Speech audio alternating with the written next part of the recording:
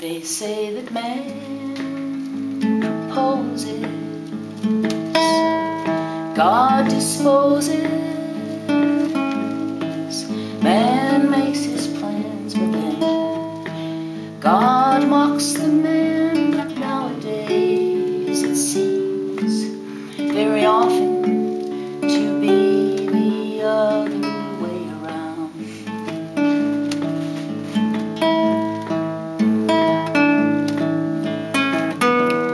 God has his plan, we mock the plan. He gives us gifts, we turn them down.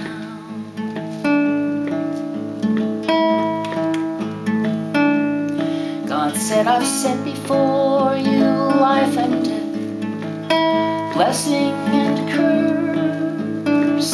Therefore choose life, that you may live, you and your seed, to love your God, to listen to his voice, and to cleave to him.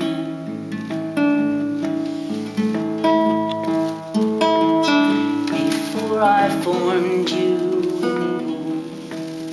I knew you. I spoke your name.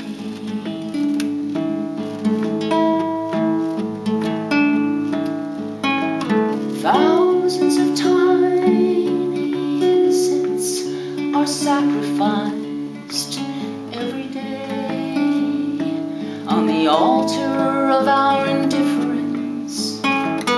We turn away, complicit as they're torn from their mother's wombs in sterile wombs. Only God knows, only God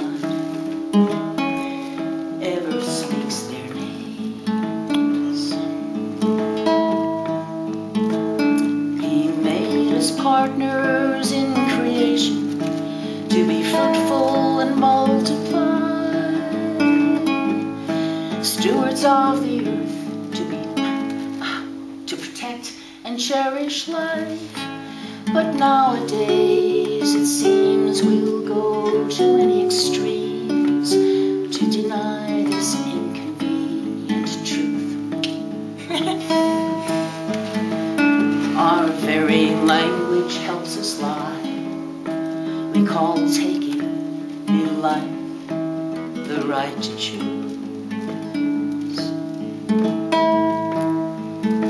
Only God mourns, only God ever speaks their names. Choose life. People were moved by that song, and then I did this one. Got to load up the iPod and grab a cell phone. Without my little BlackBerry,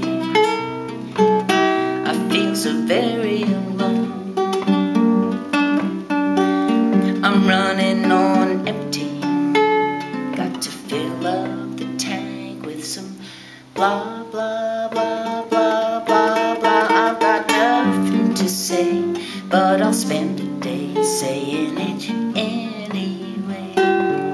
You hear me blabbing on the subway from half a car away.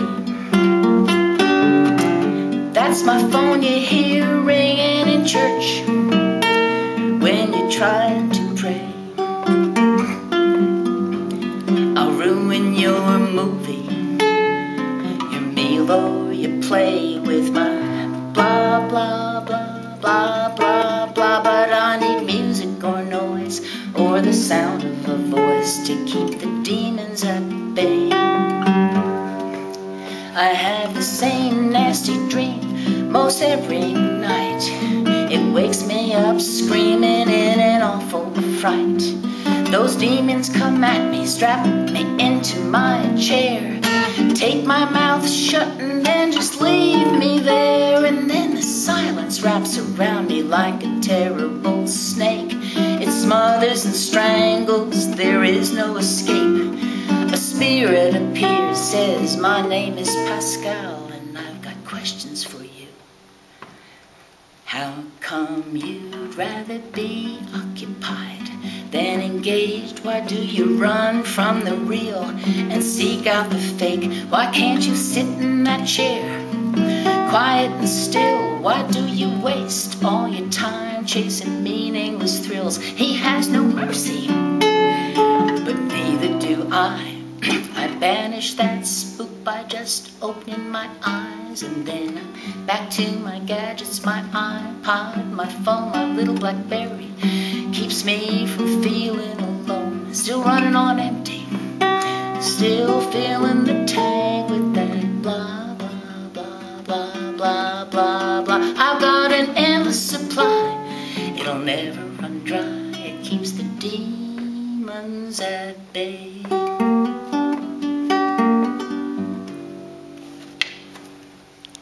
T. This is called Truth with a capital T. Was this the one you did last night? Yes, the epistemological song. Every time I hear some damn fool going on about so-called truth, all I can do is shake my head and smile. Can't he see that what's true for him won't necessarily be true for me? That's why the word doesn't start with a capital T. No, it starts with a little t. There are many truths, some for you, different ones for me. What seems true to you depends entirely on your own point of view. Don't be delusional like that damn fool looking for universal truth. There is no truth with a capital T. There are no absolutes. They're very pleased, they're very happy, they applaud. Yay! Did anyone notice that to say that there are no absolutes is to state an absolute? Yeah. Thereby canceling the statement out. Now they're not happy again. Did anyone notice that this point of view dismisses Plato and Aristotle and Socrates and Maimonides and Spinoza and a whole lot of other people as nitwits who just don't get it? If you noticed any of that, maybe you'd like to hear this. How about that? It turns out you're the fool going on about your so-called truth while all along insisting that there's no such thing. If you can believe that, you're welcome to, but I know better and so do you. There are some truths that deserve that capital T. What's true is true, after all, regardless of you and me. We don't need to acknowledge or see or accept or consent to reality, but we lead better lives if we do, if we really pursue the truth. Not just to know it, but to live it and love it and give it away. You can stay stuck in your denial. Go on, shake your head and smile. You won't hurt my feelings if you do. Jesus was talking to me and you, and he said, you shall know the truth. And I said to this group, you have to see them all together now. And they did. They yelled with me, and the truth will set you free. And the bishop said, amen. It's the best moment I'll ever have at an open mic ever.